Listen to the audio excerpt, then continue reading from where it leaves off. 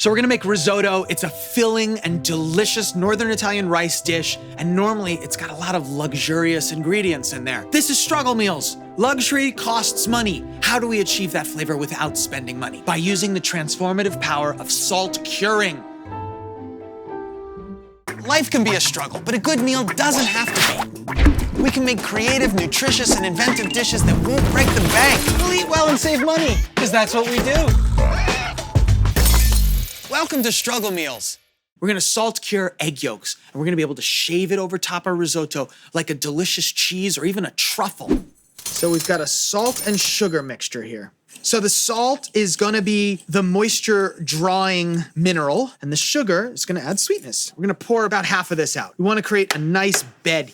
Each one of our egg yolks is gonna sit in this little spot here. It's really important that we keep these egg yolks intact because it won't work with a cracked yolk. Try to give it one whack, come between your fingers, pass it back and forth, deposit it right into one of the little nooks you made. Plop. Do that 5 more times. Boop. This is what we did to preserve food before the days of the refrigerator. Salt draws out the moisture, and where there's no moisture, there can't be life. No bacteria, no mold. This is why when we're looking for life on other planets, we're looking for water. Because if there's no water, there's no life. I'm gonna leave it here for a week, undisturbed, until all the moisture is drawn out. Ah, all right, it's been a week. Through osmosis, the moisture is now evenly distributed across all the sugar and salt rather than concentrated on the inside of the yolks. You don't have to be too careful because they're hard now. So here's one, little baby. Egg yolk essence dehydrated. So I'm just gonna give it a quick little rinse in water, get that excess salt and sugar off, dab it dry on a paper towel. But we wanna be 100% sure that there's no moisture inside these. So a quick trip in a low temperature oven will ensure that they're fully dehydrated and fully transformed.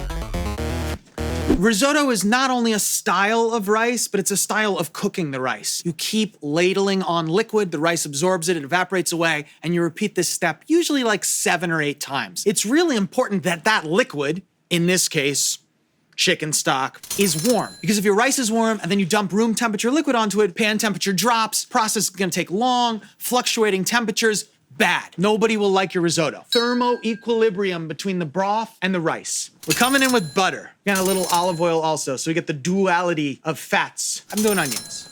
I'm going with a little garlic also. So stir that around, some salt, draw some extra moisture out of the onion. Risotto's made with a short grain, super starchy rice. This one's called arborio. So this type of rice is way starchier than other types of rice, and that's on purpose. So don't rinse it off. We need the starch in the pan. That's what makes the dish awesome. The first liquid stage is gonna come in. If you have wine, now you do it. This could be water and lemon, or it could just be your first addition of stock. That works fine. You can see how quickly that has evaporated away. Our first hot liquid stage of broth, you can see how the temperature of the pan didn't drop, right? Because there's bubbling around the edges. Now's where we wanna start controlling the heat. We're gonna start lowering it down a little bit. If you've ever had risotto in a restaurant, it kinda costs a lot of money, and often they'll tell you in advance, needs at least 40 minutes notice. You're paying someone there to stand there and stir it, right? And keep an eye on it. So I'm gonna keep adding a ladle or 2 full of broth every time it looks like it's parched. Our risotto's looking really good. When the heat's off, come in with some more liquid. It's gonna look like it doesn't wanna become part of it, but it will. Butter, we just want it to naturally melt. Chives, it's gonna give us a nice raw onion flavor. Parsley, very important to put the fresh herbs at the end. And they're gonna be least damaged by heat. Coming in with peas. We're gonna start adding luxurious toppings that didn't cost a lot of money. This preserved lemon is gonna add a bright floral pop. Yes. If you put a bunch of rice on a plate and it is a clump, you are doing a disservice to the people of Piemonte. Now, egg yolk, microplane. Yeah, give me extra egg yolk. It only costs $75 an ounce. Look at that. It looks like it's got a really luxurious and expensive topping. It's $1.65 a serving. In a restaurant, no joke, $29.99. Something interesting is happening here.